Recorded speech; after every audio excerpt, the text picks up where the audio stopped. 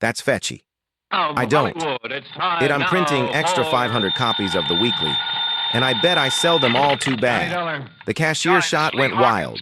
If he'd managed to kill Clay Lee, my old or even fishing wing pal. him, You still why holding I down bet the I could Ohio sell branch of the company 1,000 here in extra Columbus? copies. Yes, We John, must be I am, thankful but for the I'll blessings we Brother, do I never will receive. forget the great Mr. fishing you and I had Hightower. over in Darby Creek a couple years Oh, back. I am John, Marshall. along about this I time am. every year, the urge Why, really just gets to before work. it happened Hey, have the yesterday streams cleared afternoon, up yet from the spring I didn't rain? know what I was going to fill quite my the contrary. columns with. As a matter of fact, And then, How about like the manna raccoon from creek down heaven, near Jackson? 2 murders Or in the remember those bank big channel robbery, cats in the attempted baths? bank Johnny, will robbery. you listen Mr. to me? Hightower, he Oh, turned sure, and I'll ran for, he got his Big hands River's on so gone much on as a $1. rampage again. Spring Yes. floods. You mean the Still, as Ohio? you say, Yes, like, and every other river man, on any side. Dylan, The rains are still I'm coming talking down. I business. see.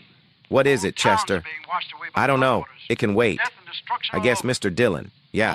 I'm Print Clay's sorry, picture Lee. on I those didn't mean to notices. sound so- Mr. Hightower, Well, you know, mention fishing where and I were lose we? my head. Look, Johnny, I need Eyes, you brown out there. hair, red. Come right away. Oh, For yes. sure. Also known as Red Brick Top and Any Sorrow. fishing we do. He, Maybe didn't for the answer bodies to of no the other nicknames, did he? No, that's what they call him, all right. Then in big letters, $400 reward, dead or alive. Head at the bottom apply, Matt Dillon, Marshall, Dodge City. And I print 200 copies. How $20. soon can I send Chester over for him this afternoon? Good morning, Mr. Hayton Chester. Think those posters will do any good? Richards is probably over the line into Oklahoma or Colorado by now, and Strawberry Rooney is the fastest in the county. He has no money. He panicked and ran out of the bank before he got a penny. I think he'll try to get help from his wife or brother or a friend. Expense The account first submitted chance by he Special has may be Investigator Johnny tonight. Dollar. I say he's around here Continental Insurance somewhere. and Trust Company, I, Columbus, Ohio office. I'm sorry I Following turned is the account on of you like expenses that. incurred during my Just well, investigation of the Wayward River That's matter. all right, Mr. Dillon, out all night with a posse. No sweet man's bound to Expense account touch it. item No, one, it's not. $43.50, transportation to New York, and a flagship to Columbus, Ohio. It was 5:30 p.m. and raining hard when the big 4-engine plane set down gently at Port Columbus Airport, some 7 miles out of town. My plan was to go into the Fort Hayes Hotel and call Lee Hawkins from there. So after picking up my luggage, I headed for the door in a taxi stand. But Lee, it seems, had other ideas. Here, let me help you with your Ah, bags. it's all right, son. I'm just looking for a taxi to... Lee! My car's right out here, Johnny. The sooner we get started, the better. Here now, right through this door. Yeah, well, wait. The sooner we get started, where? Where are we going? To the town of Carteret, about 100 miles or so south. Now, come on, if you want to get soaked. Oh, hey! Come on! What you... Oh, whatever you say. Come on now, I'll hop in. Oh, brother. Phew. Why didn't you tell me to bring a raincoat? Why don't you read the papers? Been raining like this for long? Off and on for 3 or 4 weeks. We may have a mean ride ahead of us. Well, what's it all about, Lee? Well, the floods along the Ohio have been pretty severe this year, Johnny. They've been somewhat later than usual. Yeah, that much I did read about. Half a dozen of the big cities have been taking a real beating, in spite of all their preparations for the big runoff. I know. It's been through all over the country. So what you don't read about in the headlines, though, is the little places, like Carteret. It's my old hometown, Johnny. I've sold a lot of policies there, particularly to the local shopkeepers, you know, on their stocks and merchandise. So there's been a lot of flood damage, and your company's having to pay up a lot of claims. No, not yet. So far, the town's been lucky. Most of the recent bad storms have been across the state line, up in Pennsylvania or over in West Virginia. Same was true last year and the year before. So? So the people down around Carteret, farmers mostly, haven't gone ahead with their flood control project the way they should have. Is Carteret right on the Ohio? No, it's in a valley, a few miles north. It's on the Crooked River, and parts of the town are actually below the riverbank. Now, you see what that means. Yeah, I sure can. Most of the year, it's a quiet, lazy stream about 50 or 60 feet wide. But when the feeder streams up in the hills start pouring water down, And if it overflows? half the town will go with it and swept right down into the Ohio. Lee, don't they know enough to prepare for this sort of thing? Johnny, like I say, they've been lucky so far. But this present storm has been bigger and longer than anything they've ever had. Well, what about the State Flood Control Commission, or whatever it's called? Can't they do anything? Let's face it. What's a little burg like Carteret when there are 100 bigger and more important towns in the same fix? Yeah, I see what you mean. Before the lines went down, I got a call from Fred Norlock, one of my big accounts down there. A big hardware firm. Unless the river goes down, he's going to lose the whole place. That means over a $100,000 insurance claim. But what can I possibly do, Lee? I don't know, Johnny. I just don't know. We were heading south on Route 23, and by the time we reached Chillicothe, the rain had led up to a drizzle. By the time we reached Jackson, where we left the main highway, it had let up entirely. But I noticed that every little stream we passed was overflowing its banks. Finally, it must have been after midnight, we pulled up on a low hill overlooking the town of Carteret.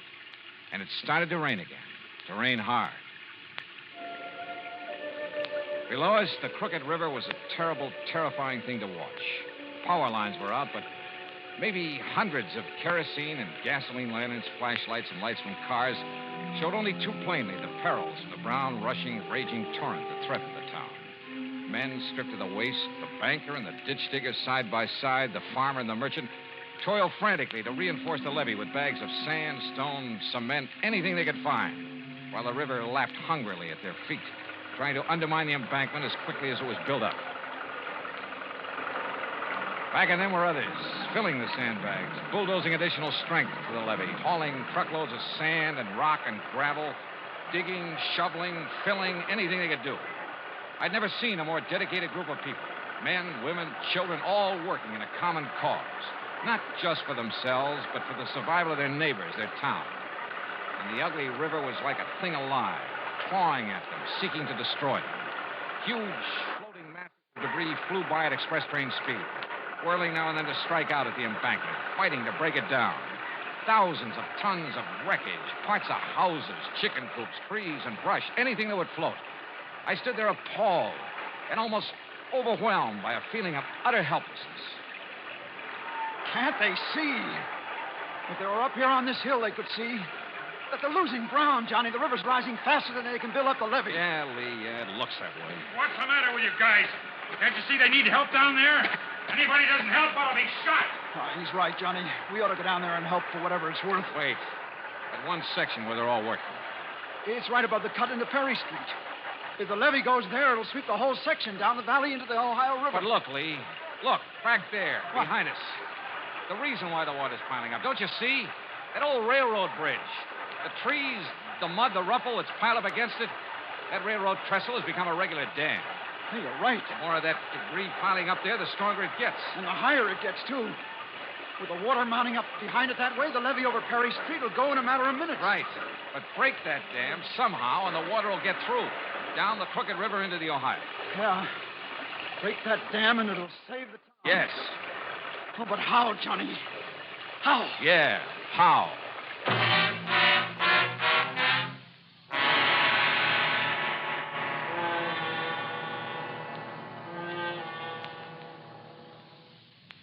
Act 2 of yours truly, Johnny Dollar, in a moment. And now for another episode in the life of Sergeant Donald Bellwether, my husband.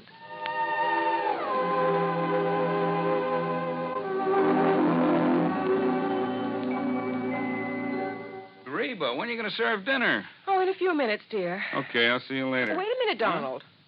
I want you to hear my speech. You mean the safety speech for the PTA meeting? Mhm. Oh, come on. Do I have to? You want dinner? You blackmailer. Okay, where do you want me to sit? On the sofa? No, in the dining room. No, I've got to practice projecting my voice. projecting your voice. Are you kidding? Wait a minute. How's this? Oh, that's fine. Okay, now, after the president introduces me, I'll say, Madam Chairlady, parents, visitors.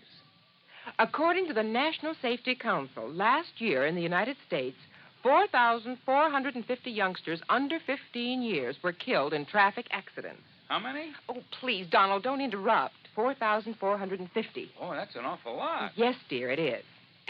Well, then I go on to say, ladies and gentlemen, how can we help prevent traffic accidents from killing and maiming our youngsters?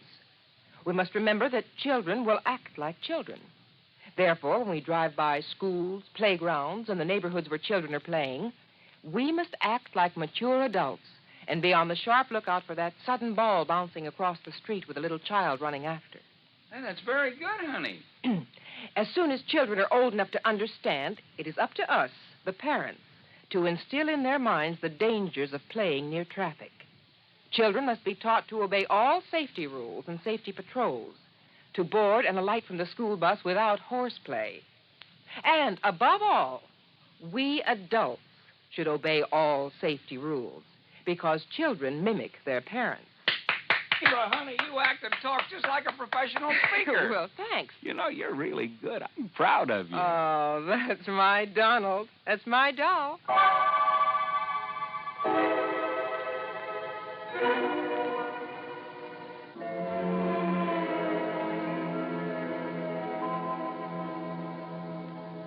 And now, Act Two of yours truly, Johnny Dollar and the Wayward River Matter.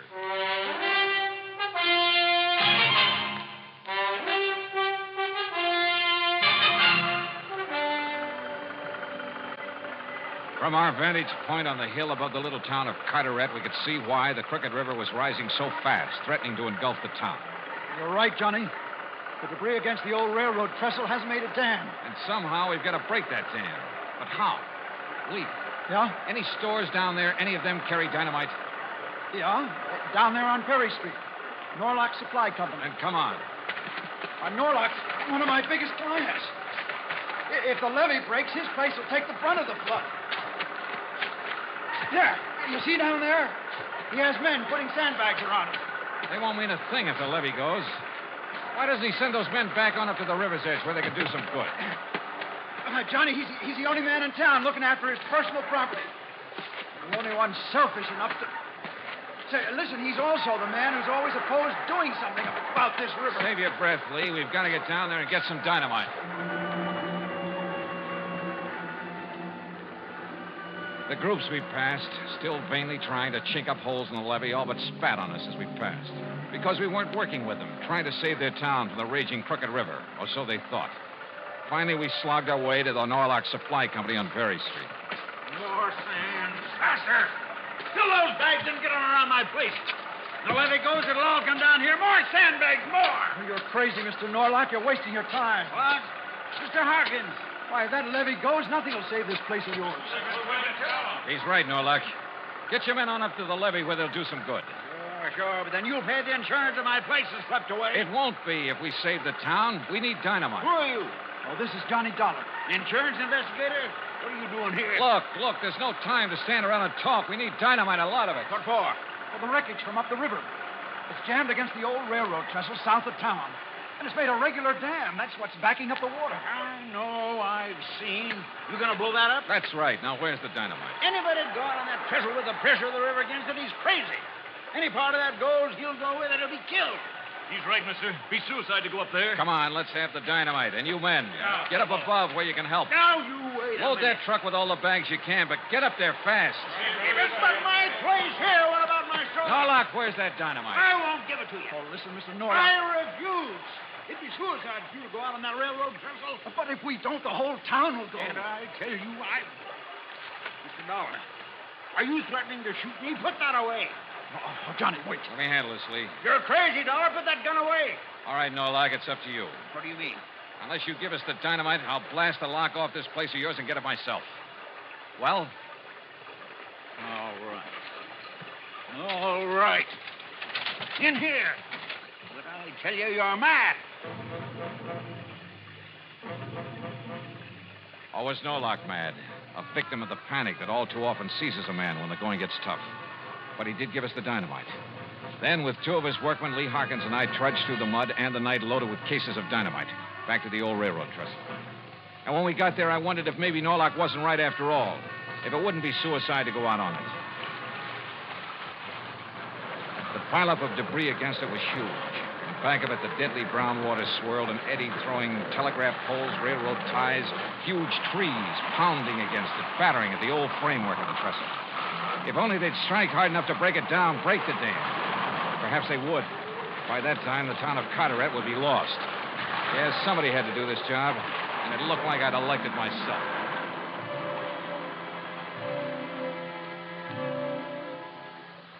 I'm not quite clear on what happened during that next 20 or 30 minutes. They seemed like 30 years of nightmare. But I edged my way out on that rickety framework, a fused case of dynamite under my arm. It was dark, and I had to feel my way along over planks and boards and trees that the force of the water had thrown up on the trestle. The wires leading back to the plunger that would set off the charge would catch and drag. But I knew I had to reach the first long span to make the explosive do its work. And all the while, the old bridge creaked and groaned and shook from the impact of the wreckage being thrown against it by the angry water. But then, finally, the job was done, and I felt my way back to the bank. Hurry, Johnny! Hurry! I'm coming. Everything ready here. Don't you see? The levee above. It's starting to go. Back over the town, there's a gap. The water's rushing now. Okay, Lee, the plunger. Here, sir. All ready. All right, then lie down. Quick, get down. Here she goes.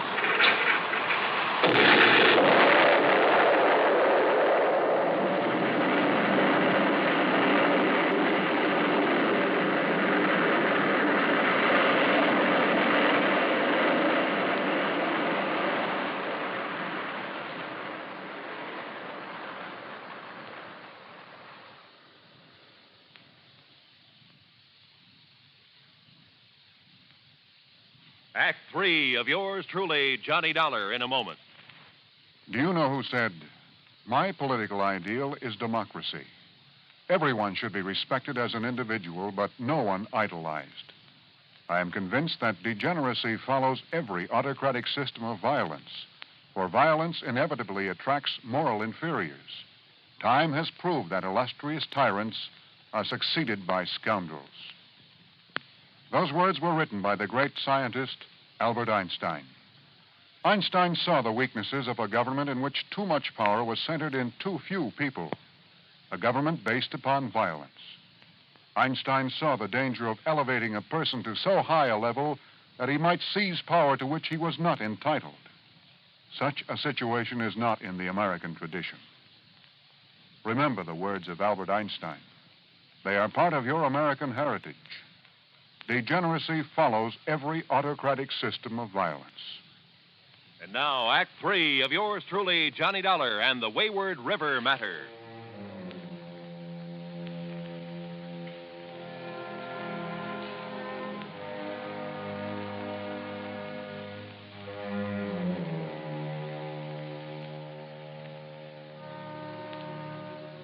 The charge of dynamite on the old railroad bridge had broken the dam that the angry river had thrown up against it. Had released the little town from the threat of being washed down the valley into the Ohio River. The men and women and children, spent from having struggled against the raging water throughout the night and all the day before, went quietly back to their homes and farms to rest and sleep. And nature, defeated, gave up. The rain stopped and the skies cleared. Even the charging yellow waters of the crooked river seemed to diminish in a sort of frustration. What damage had been done to the town could wait now until the people were rested, refreshed. As Lee Harkins and I plodded wearily over to the village inn, I noticed that the streets were deserted. Yeah, even as the long gray fingers of dawn reached up into the sky, the town, exhausted, slept. Unmindful of the rooster in someone's backyard who sought to rouse it. Nor did we rouse the innkeeper, but picked a couple of rooms and settled down to rest our weary bones. But I couldn't sleep. Somewhere in the back of my brain, a little worry began to form, to peck away at me. In all of Carteret the night before, there'd been one man and one man only who'd ignored the common good to look after his own selfish interests. I went into Lee's room and awakened him. Oh, no, Johnny, later. Come on. I'm so dead I can hardly go back to sleep. Will you? No, come on. Just a couple of questions, Lee. Listen to me. Oh, why don't you let me sleep? Over 100,000 insurance, you said. Yeah, 100 and... Oh, I don't know. Well, if you ask me, that's too much for a business of any kind in a town this size. Much too much. So maybe I gave him a break on his valuation. Yeah. You know, to help sign up some of the other merchants. But 100,000 of insurance money would give him enough to live on the rest of his life. Oh, now, look, why don't you go back to bed, Johnny? Lee, he knew about that dam at the railroad trestle. And so far as I could see, he was the only one who did. Well, everybody else was so busy at the levee. But did he try to do anything about it? No. Instead, he went through the motions of trying to protect his property. But he knew that if that levee broke, nothing would save it. All right. Chalk it up to panic. Panic, huh? He fought to keep us from getting that dynamite, the one thing that could save the town. He kept those workmen away from where they might have done some good, at the levee. He alone wanted that levee to break. But good heavens, Johnny, you... What? You're right. You must be. Yeah, I'm right. I'm going out and look for Mr. Fred Norlock. Yeah, but there isn't a soul out there. Everybody's... Maybe. That's what I want to find out.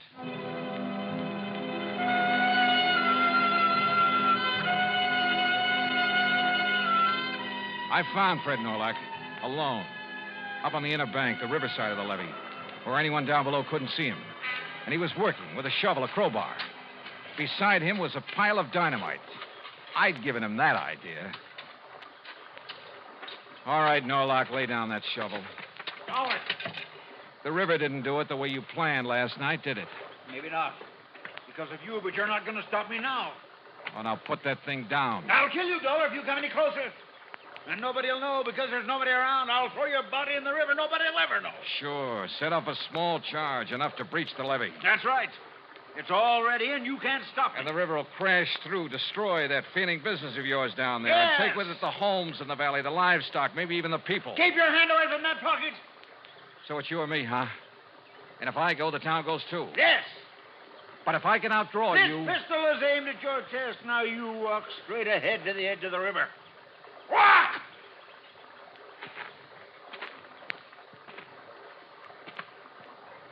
Johnny! What? Now! No! Oh, yes!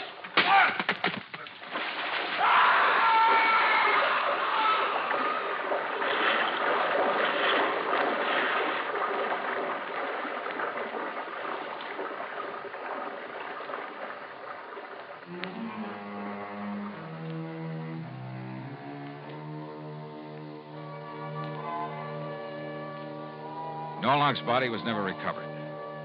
He'd lived alone. He died alone. A crooked man in the crooked river. Nor was he mourned in the little town he'd tried to destroy.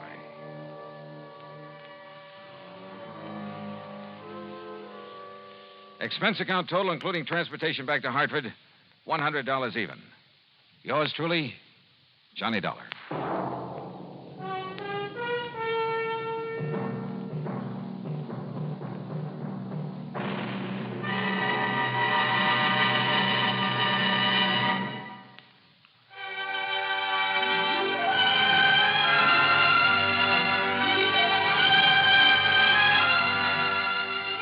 Truly, Johnny Dollar, starring Bob Bailey, originates in Hollywood and is produced and directed by Jack Johnstone, who also wrote today's story. Heard in our cast were Chet Stratton, Frank Gerstle, Bob Bruce, and Parley Bear. Special sound patterns by Tom Hanley and Bill James. Be sure to join us next week, same time and station, for another exciting story of yours truly, Johnny Dollar. This is Roy Rowan speaking.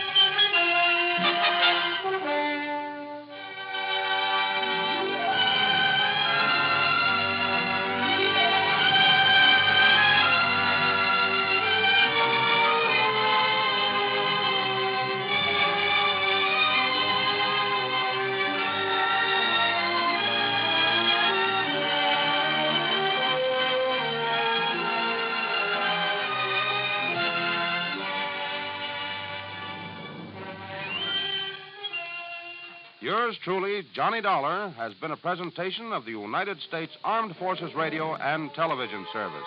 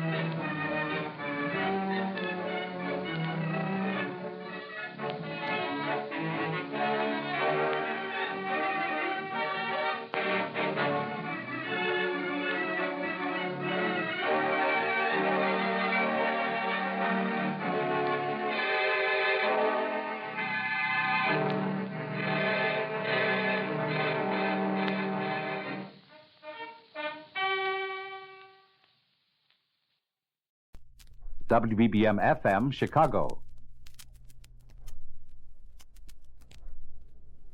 Wrigley's Spearmint Chewing Gum, the refreshing, delicious treat that gives you chewing enjoyment, presents for your listening enjoyment John Lund as Johnny Dollar. Philip Martin, Johnny. Hold on, Mr. Martin. Got a job for you. Fine. Man named Carl Nelson is insured with our company. He was killed. How? Shot to death. Got a police record. Small-time hoodlum. Beneficiary is a woman named Gilkison. Maud Gilkison. Uh-huh. She's disappeared. Police think it probably has something to do with Nelson's death. Want to see what you can find out? Sure. All right. Get down to New York as soon as you can. Contact Lieutenant Korchak at 11th Precinct Homicide. He'll give you all the help he can. I'll get right on it.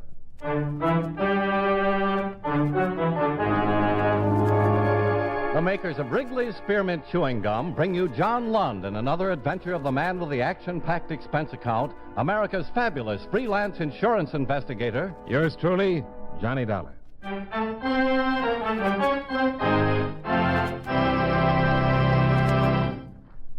For refreshing taste, plus chewing enjoyment, treat yourself to delicious Wrigley's Spearmint Gum.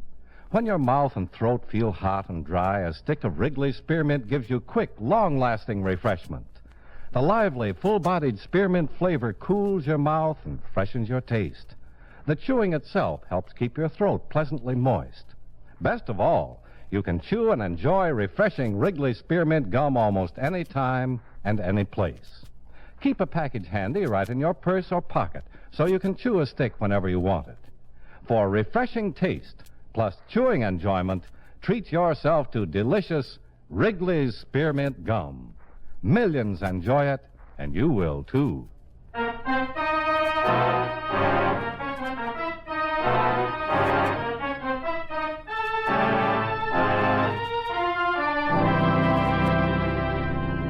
Expense account submitted by Special Investigator Johnny Dollar to Home Office, Columbia All Risk Insurance Company, Hartford, Connecticut.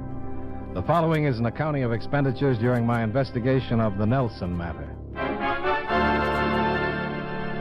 Expense account item 1, $15.36, train fare and incidentals between Hartford and New York City. I arrived at 2:30 in the afternoon, and after registering at the hotel, went directly to the 11th Precinct Police Station, where I introduced myself to Lieutenant Korchak of Homicide. How much does your company insure the Frog for? The Frog? Nelson. He was called the Frog. He looked like one. Oh? He was insured for $10,000. And Maud Gilkison gets the money. You think she had something to do with the killing? Well, I think she knows something about it. Any theories about why he was killed? Nothing definite. Frog was a hood, long record, did time twice, been in every racket from the numbers to stick-ups. Now, you don't generally get anything definite on a killing like this. Some of the boys wanted him dead. Who or why is hard to tell. He's been associated with Ellis Hartje for the past year or so. That's pretty big company. Yeah, Hartje's about as big as they come. He probably got unhappy with the Frog and had him eliminated. Have you questioned Hartje? Sure, but just a matter of routine. If Hartje had something to do with it, it's going to be tough to prove. Well, I guess the first thing to do is find the beneficiary, Maud Gilkison. Well, that's not going to be easy. We've done a lot of looking. Well, I got a friend in town that just might be of some help. Do I know him? Probably, but I'd rather not mention who it is. He doesn't get along very well with cops. Not many people do. My friend's got a king-size allergy.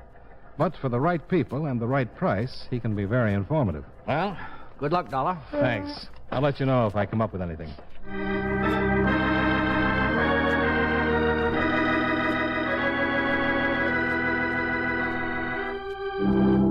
Expense account item 2, $2.35 cab fare from the precinct to Skid Row and Het's Hilarity, a saloon that always looked as though it wanted to collapse when the sun hit it too hard. Inside, I found Wilbur Truitt sitting at the almost deserted bar, sipping muscatel through a glass straw.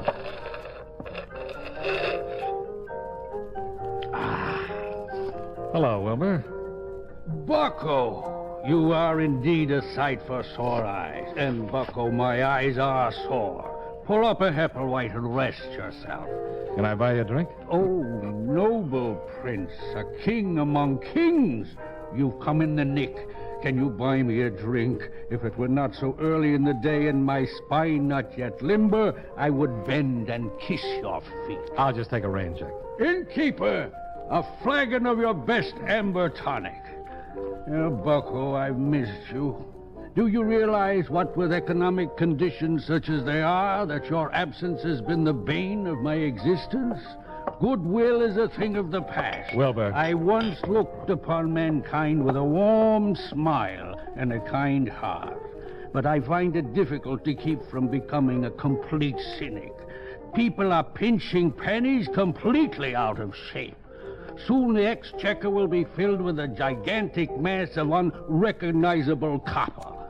Why, a year ago I was averaging as much as 50 cents a day. A whole bottle. Maybe it's your pitch. My pitch? Sir, my pitch is a thing of beauty. An excursus of cogent puissance. A compassionate discourse on human suffering. Okay, My okay. pitch would tear the heart out of Mephistopheles himself. Wilbur. Yes, Bucko. Where can I find Maud Gilkerson? You know why my eyes are sore, Bucko? No.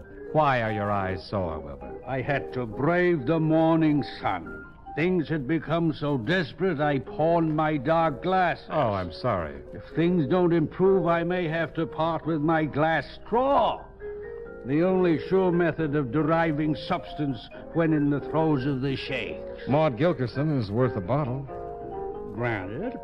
In fact, I'd venture a guess that the lady is worth 2 bottles? You're probably right. I'll have to call her. I'm staying at the Yorkshire. She may not want to see you. Tell her I've got 10,000 for her. I beg your pardon. Tell her the Frog left a $10,000 insurance policy and she's the beneficiary. Good Lord. Perhaps I was wrong. There are still a few good deeds left in the world. Sure. I just gave you 2 quarts worth.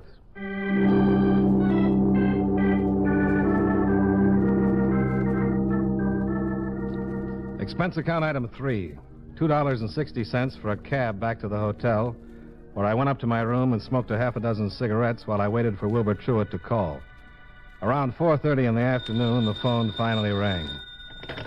Johnny Dollar. Bucko, Yeah, Wilbur? I finally contacted the party. She's not happy. Did you tell her about the insurance? The first words out of my mouth. But it seems Mr. Nelson's insurance is not enough to bring color to her cheeks and a smile to her ashen lips. What does she want? Some insurance of her own. What do you mean? She's hiding because her life's in danger. She has no money to leave town. She'll make a deal with you. Go on. Enough money to leave the country. You said town. A logical progression. The town first, then the country. Believe me, Bucko, her plight is worth considering. What'll she give me in exchange for the money? That is her own personal secret, but she told me to tell you it's worth every cent. All right. Go to 107 River Street, the last room at the back of the hall. Tell her Wilbur sent you. Right. Thanks, Wilbur.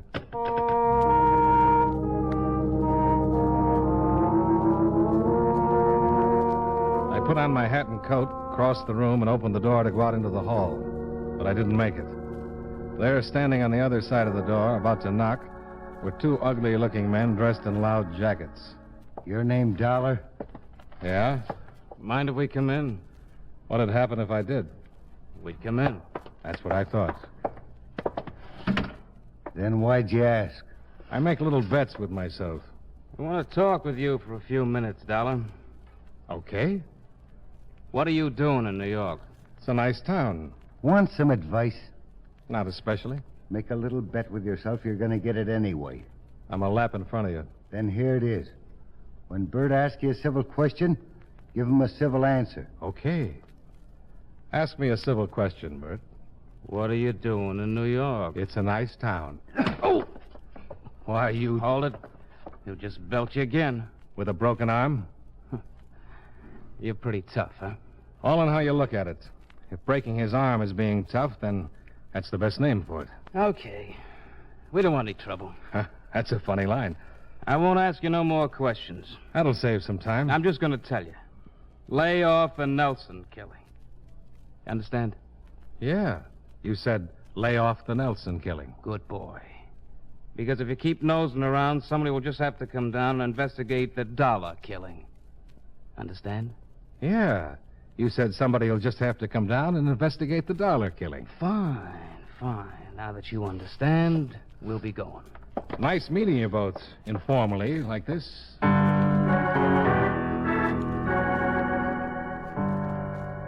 Expense account item 4, $3.25 for another cab that took me down to 107 River Street. The address was an old two-story frame house that faced the water. I went in and walked down the dark hall to the back room.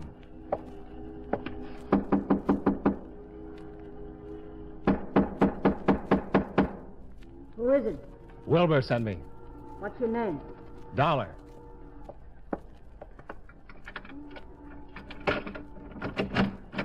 Come in.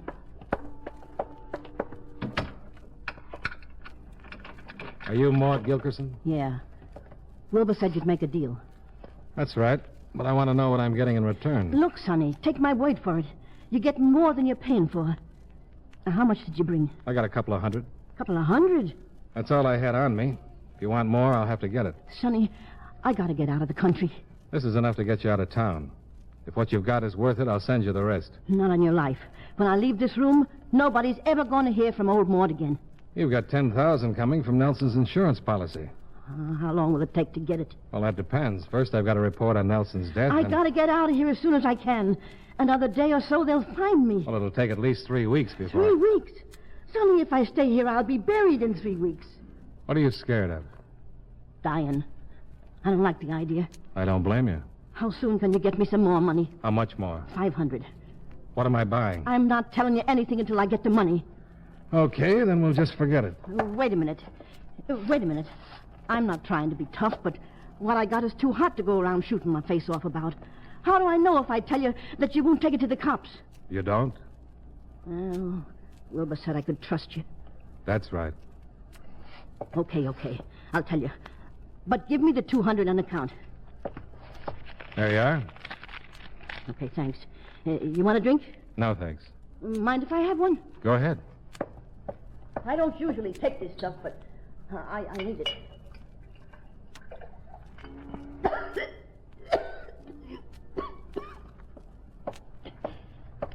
Frog left me 10,000, huh? That's right. Nice guy.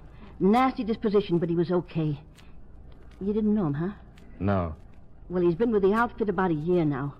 The outfit? Boss Harchie. Ellis Harchie. Yeah. The Frog done pretty well for himself. Until lately. Yeah, he always worried they'd hit him in the head. He was always planning they shouldn't. You know how it is with small guys like the Frog. You never know when something goes wrong and the outfit sends word to hit you in the head. Frog always worried about getting hit in the head. But he was smart. While he was alive. Yeah. He figured as long as he was smart like he was, he'd fix it so Harchie would never be able to hit him. Frog was in on most of the stuff Harchie's been setting up in this town. Not big in it, you know, but in it. And he kept his eyes open. Found out too much and they killed him for it? Yeah, but it wasn't only what he found out. It was what he collected. Collected? Enough evidence to send Harchie and his boys away for 100 years. Maybe the chair, even. Did Harchie know it? Sure. Frog told him when he found out he was hot. He told Harchie if he got killed, the stuff would go to the DA. And you've got it? I got it. Why didn't you give it to the DA? Well, even if they send Harchie up, he's got friends. I'd be dead before he went to trial. You want another 500 for it. And that's dirt cheap, especially when the dirt's liable to be in my face. How long do I have to get it? Oh, just as soon as you can. Like I said, I ain't got much longer. You found me, and you ain't got connections like Harchie. Oh, they'll find me. I'll have the 500 in an hour. Okay. I'll make arrangements. Wait a second. Here. What is it? Well, what does it look like? It's a key. You've been okay with me, so I'll trust you. It's a key to a locker in Grand Central, number 415. That's where the package is.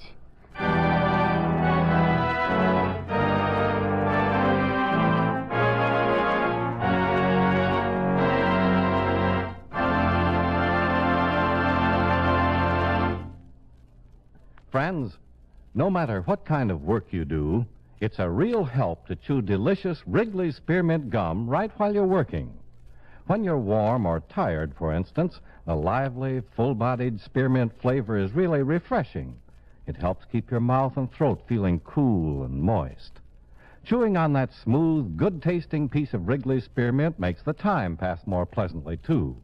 It seems to make your work go smoother and easier. Keep a package or two of Wrigley's Spearmint chewing gum handy all the time. Enjoy chewing Wrigley's Spearmint while you're working and at other times. That's Wrigley's Spearmint chewing gum. Healthful, refreshing, delicious.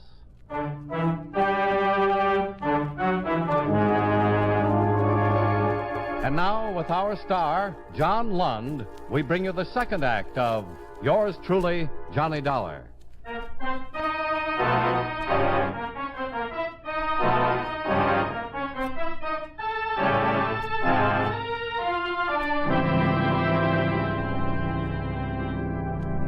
After Maud Gilkerson gave me the key to the locker in Grand Central, I left the old house on River Street and started back for town.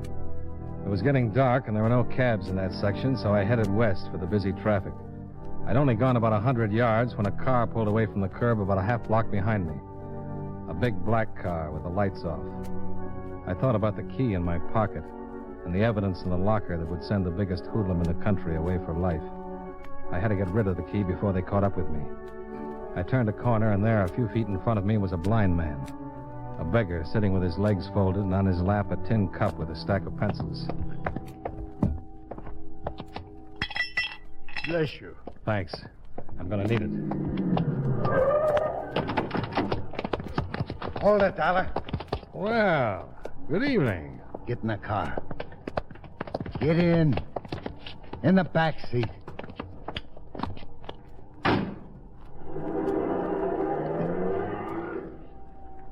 You just don't take advice, do you, Dollar? You didn't say anything about taking a walk. I told you to lay off the Nelson killing. Who says I didn't? You dug up Maud Gilkerson. Who? Oh! I told you. When Bert asks you a civil question... Give him a civil answer. Okay. So I dug up Maud Gilkerson. So what? What'd she give you? A lot of double talk. She gave me nothing. I think you're lying. But we let a couple of the boys off to talk to her. They'll find out. What happens in the meantime? We drive around while the goon searches you. Then we go see someone who wants to have a little talk with you. Okay, goon. Search him. Get down on the floor. Is that your name? Goon? Get down there. I should have guessed. What? Oh, nothing. Nothing.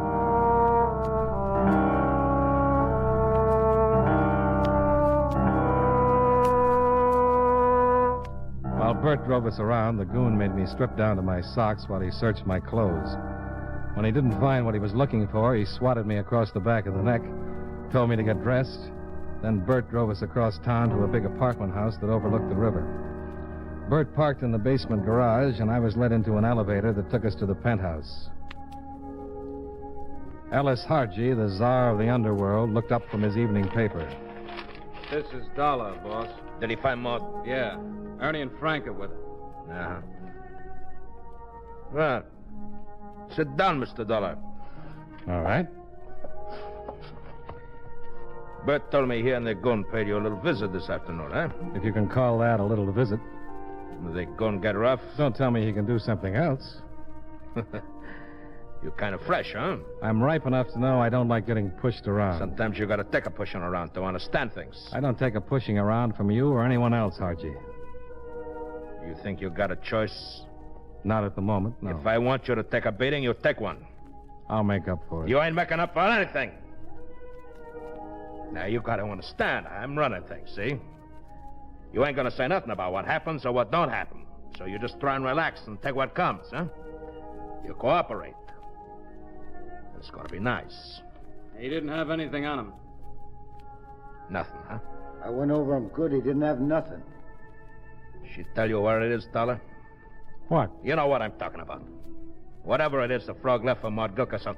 I found Maud Gilkerson to tell her Nelson left her $10,000. She didn't say nothing about me. Huh? Not a thing. She didn't say anything but thanks and get out. He was in with her for about 10 minutes. So it took her 10 minutes to say thanks and get out, huh? Look, what do you think she said to me? That's what I want you to tell me, Dollar. How can I tell you something when there's nothing to tell? I located Maud Gilkerson to tell her that Okay, you said that. I don't know what you're so worried about me for. Or an old dame like Maud. What can we do to a big man like you? Make me mad. Hello. Yeah. Uh-huh.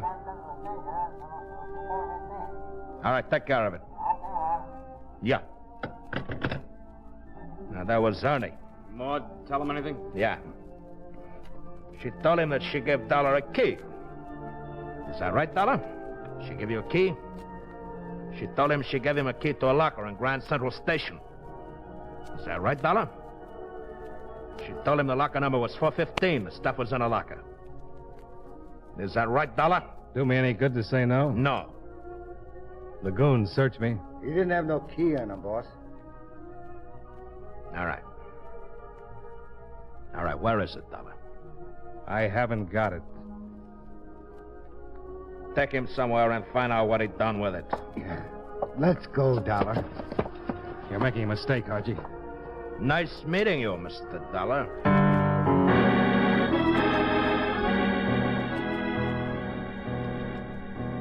The goon and Bert took me back down in the elevator, hustled me into the car, and drove me back across town to a warehouse in the Bowery. In a small room on the second floor of the warehouse, the goon went to work while Bert stood by with a gun. Where's the key, Dollar? I don't know. And you're the guy that was gonna bust my arm. Be a whole lot easier if you'd just tell us. I can't tell you about something I haven't got.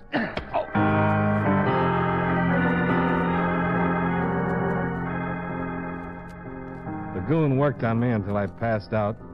Then he threw some water in my face and started working on me again. Oh, he knew his job. It hurt, but it didn't kill me. When I was coming to for the third time, the phone rang. And Bert left the room to answer it. I knew this was the only chance I was going to get. When the goon leaned over me with a bucket of water, I grabbed the cuffs of his trouser legs and pulled. I staggered up to my feet as the goon started up off his back. I kicked him as hard as I could in the face. Grabbed the heavy bucket and stumbled over to the door, just as Bert came back from the phone call.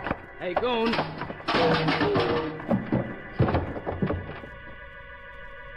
Ask me a civil question, Bert.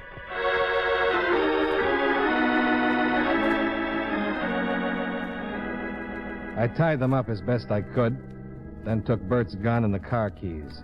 I found my way out of the warehouse, climbed in the big black sedan, and drove across town to the block that ran into River Street.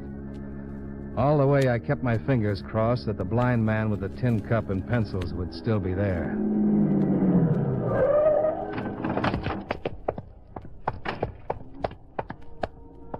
Pardon me. Yes? I came by here a little while ago and dropped a key in your cup. Oh, yes, I found it. Here it is. I'd like to buy it back. Buy it? Yeah. Here. Oh, thank you. Thank you. I guess I'd better be going. It's beginning to rain. No, it isn't. It's just bleeding out.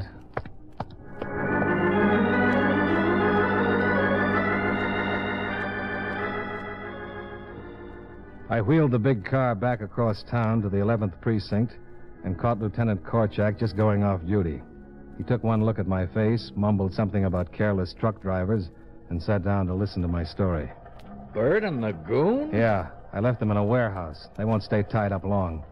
The boys that picked up Maud Gilkerson were named Ernie and Frank. Ernie Phillips and Frank Seller. I'll have them picked up. This key could bust this town wide open. I hope you're right, Dollar. A lot of people have tried to get Hargy. Now, let's go down to Grand Central. Right. Oh, about Maud Gilkerson. What about her? They fished her out of the river about an hour ago.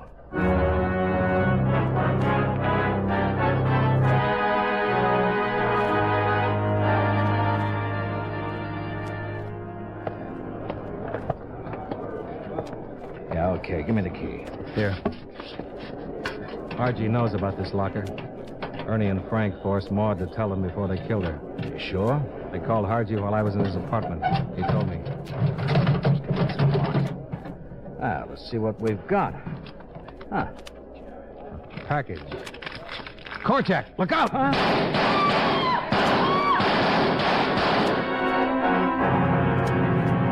I'd seen them just as they came around the corner. The goon was grinning through the teeth I'd kicked out, and Bert had a big lump on the side of his head where I'd nailed him with a bucket. Everyone came out with their guns all at once. Korchak jumped to one side, and I dropped to my stomach while I squeezed out all 6 shots from the gun I'd taken away from Bert. When the smoke cleared, Korchak was down, but he was smiling. He'd caught one high on the shoulder, but Bert and the goon were through being bad boys. The goon was dead, and Bert didn't have far to go to catch up.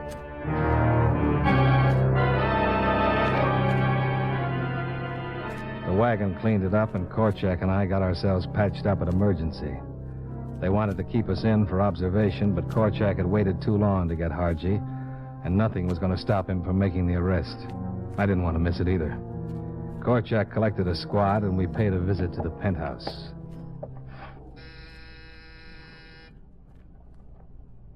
Think he skipped? Stakeout said he hasn't left the building.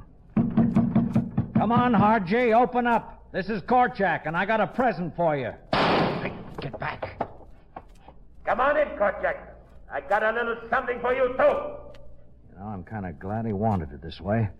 I'll shoot the lock, and then we go in. All right, hit the door.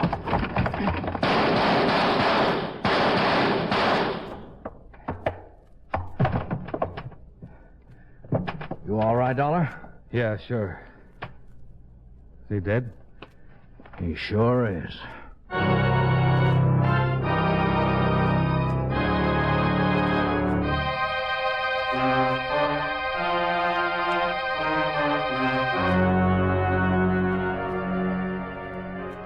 Expense account items 5 and 6. The $200 I gave to Maud, which they never recovered, and $1.50 for the 2 bottles I gave to Wilbur, who recovered 3 days later.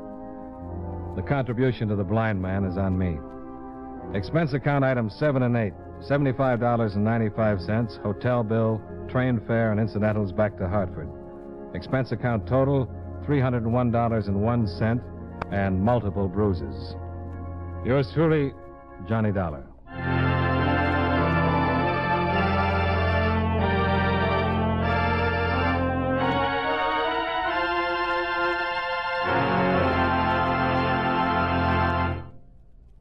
Remember, friends, for refreshing taste plus chewing enjoyment, treat yourself to delicious Wrigley's Spearmint Chewing Gum.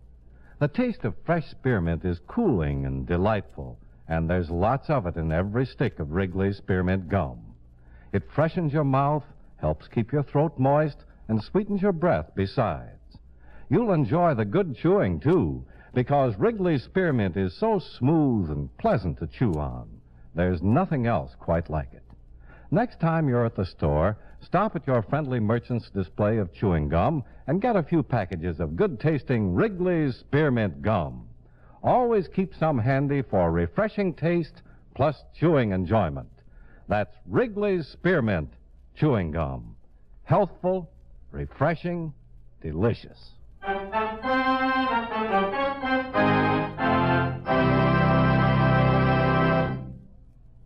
Yours truly, Johnny Dollar, brought to you by Wrigley's Spearmint Chewing Gum, stars John Lund in the title role and was written by Blake Edwards with music by Eddie Dunstetter.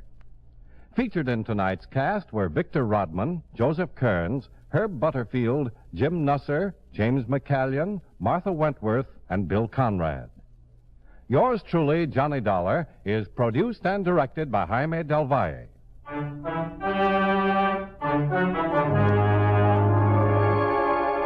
The makers of Wrigley's Spearmint Chewing Gum hope you enjoyed tonight's story of Johnny Dollar and that you're enjoying delicious Wrigley's Spearmint Gum every day. This is Charles Lyon, inviting you to join us again next week at this same time when from Hollywood, John Lund returns as Yours truly, Johnny Dollar. This is the CBS Radio Network. From Hollywood, it's time now for Johnny Dollar. Dr. Edward Wilson, Mr. Dollar. Oh, hello, Doctor. Mr. Comstock of Tri-Mutual Insurance asked me to call you. Regarding the death of Thomas Rene Lamar. Yes. I've just left the police department. The chief autopsy surgeon... Yes? There's no question about it. Thomas Lamar was poisoned. I see. I'd like to talk to you, Doctor. I understand you were one of Mr. Lamar's closest friends. Yes? And one of the beneficiaries of his will. That's quite... Where did you learn that? I didn't. It was a shot in the dark. Oh, look here, young... Better stick close to your office, Doctor. I'm on my way over to see you.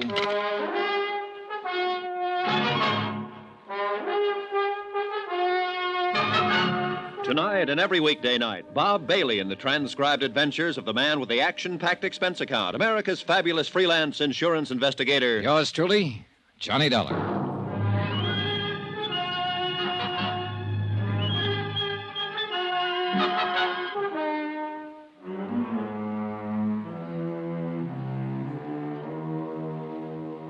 Expense account submitted by Special Investigator Johnny Dollar.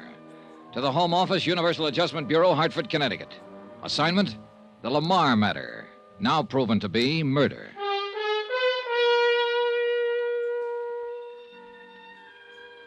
As the facts of this case lined up, it appeared that Thomas Rene Lamar, wealthy manufacturer of aircraft components, had only two really good friends. Lawrence Comstock, who had issued him $1.5 million worth of life insurance policies, and Dr. Edward T. Wilson, and a wonderful, lovely, charming adopted daughter, Laban, whom I'd met during my brief vacation in La Jolla, California, whom I'd accompanied back here to South Bend, Indiana, when she received word of her father's sudden death. What little evidence I'd been able to pick up seemed to point to one Walter Marson, Lamar's personal secretary. Unknown to Lamar, he had married Bonnie, and therefore stood to benefit from his death. Oh, why kid about it? I'd fallen for the girl, heavily. And when I found out that she was already married to a slick, smart promoter, well, let's keep personalities out of this case, especially mine. I'd told Vonnie that I'd come up and see her out at the family mansion, but I thought I'd better contact Dr. Wilson first. Come in. Come in, Mr. Dollar. I've heard a great deal about you from Lawrence Comstock. And please, sit down. Thanks, Doctor. You said something over the phone that's bothered me. I won't mince words. Apparently, you and Larry Comstock were Thomas Lamar's closest friend. I don't think there's any question about it, my boy. And I'm sure Lawrence will verify that. He already has.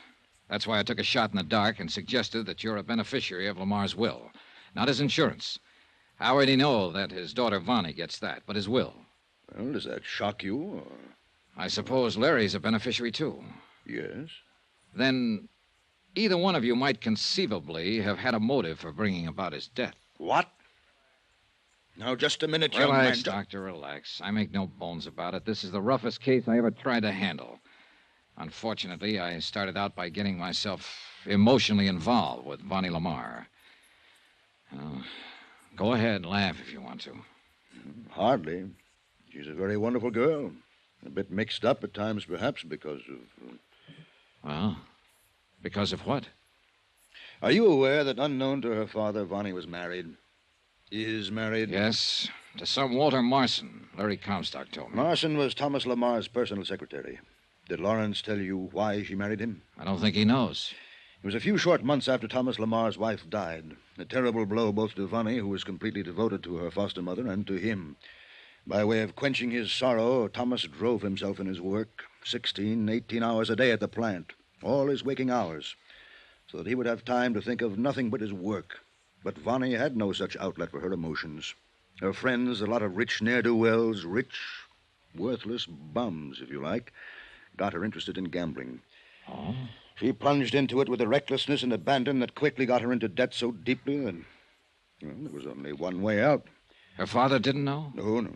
But young Marson did, and he took full advantage of it. In return for her agreement to marry him, he promised to quietly obtain the necessary funds from Thomas Lamar's investments, which he, Marson, handled. And he did. And she married him? Yes. But how could she? She didn't love him. And you must realize her emotional state at that time. She was terribly upset over the recent death of her mother, and so was her father, of course. She knew the shock it would be if he ever knew of her gambling and the tremendous debt she'd incurred. She was beside herself, ready to do anything. So she married Marson. I could kill him. Now, let's get one thing straight, Mr. Dollar. Yes? You, too, are a bit upset when you came in here. You spoke as though you might think both Lawrence Comstock and I could have motive for wanting Thomas's death. I'm sorry, Doctor. It's true that we are beneficiaries of his will. At least Thomas assured us we were. But only in a very minor way.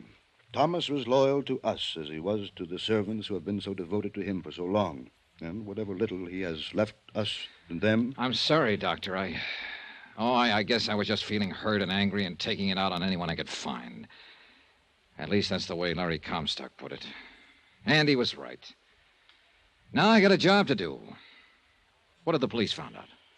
Only enough to back up my immediate suspicion that Thomas was poisoned by pyrodamron. Pyrodamron? Yes, it's a little-known drug that produces tremendous but only momentary stimulation to the heart, causes the heart to almost literally burst, and it leaves virtually no traceable residue in the system. But you said the chief autopsy surgeon found out... No. He found only positive indication that pyrodamron had been used. I found the first clue to it only minutes after Thomas died.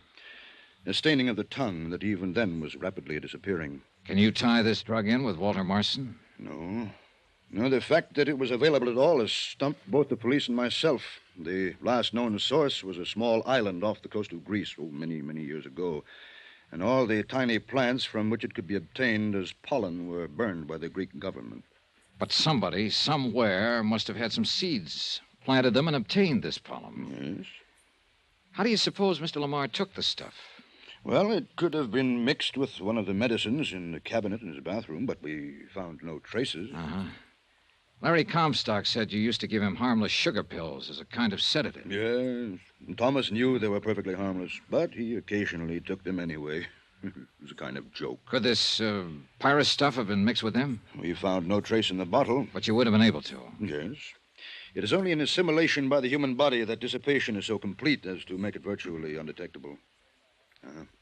I'm afraid I haven't been of much help to you, Mr. Dollar. I think you have, Doctor.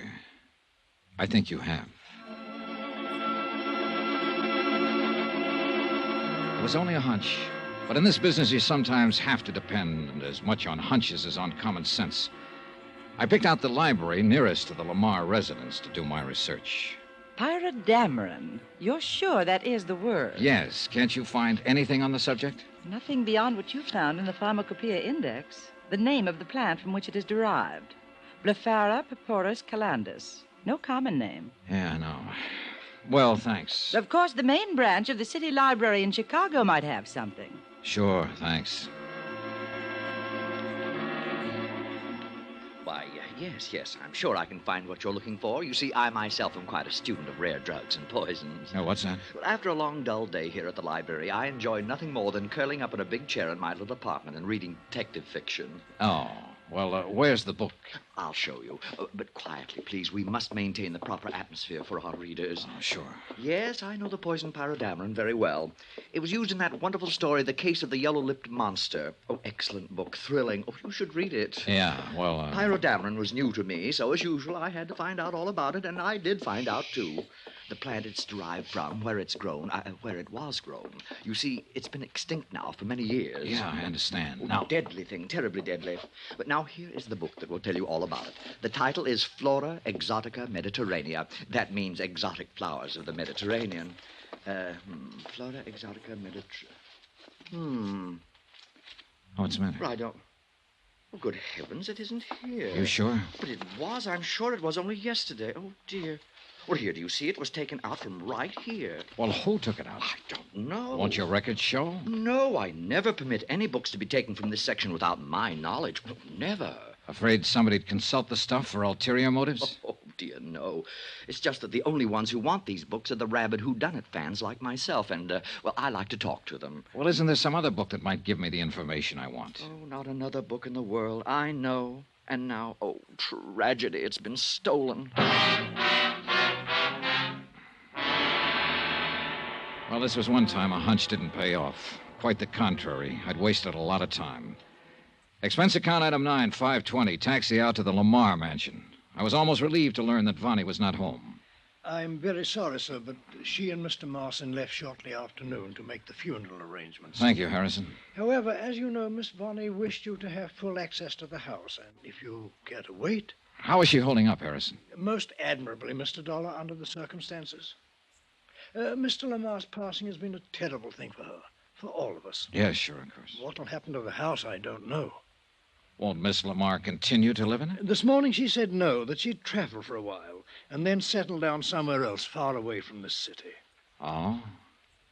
And what about you, the servants? Oh, we shall, of course, have to seek employment elsewhere.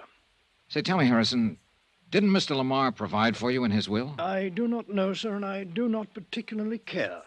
His kindness and loyalty to us during his lifetime was far more important than any provision he may have made for us.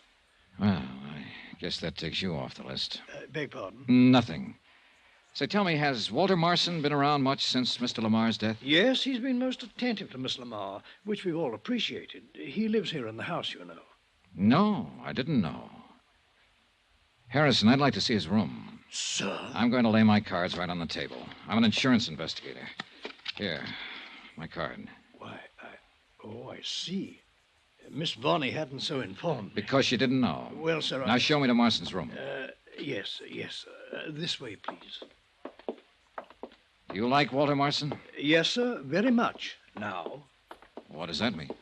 I've never spoken of this to anyone else, Mr. Dollar. For years, Walter Marson was a clever, scheming, conniving young man with overpowering ambition to take over the Lamar Corporation. So I've heard. I'm convinced that at one time he even tried to marry Miss Lamar, and solely for the purpose of forcing his way into the business. Just tried? Well, yes, sir. However, in the past year or two, Mr. Marson has changed completely. What makes you think so? Because of conversations between him and Mr. Lamar that I could not avoid overhearing from time to time. Mr. Lamar knew what Marson was attempting and faced him with his knowledge of it. Here is his room. Go on. Mr. Lamar could have made it very difficult for him in view of his record. Prison record? Yes, sir, for embezzlement. But instead, he gave the young man another chance. So? Go on. And Mr. Marson made the most of it. He changed completely. I say without reservation, sir, that Mr. Marson is as honorable a young man as I know. Pretty sure of that, aren't you? Yes, sir. A butler living as close to them both for so long can invariably... Pardon me, sir, but does something give you the reason to think I'm mistaken? No. Unless perhaps it's this book I just found lying on his desk. Book, sir? Flora Exotica Mediterranea.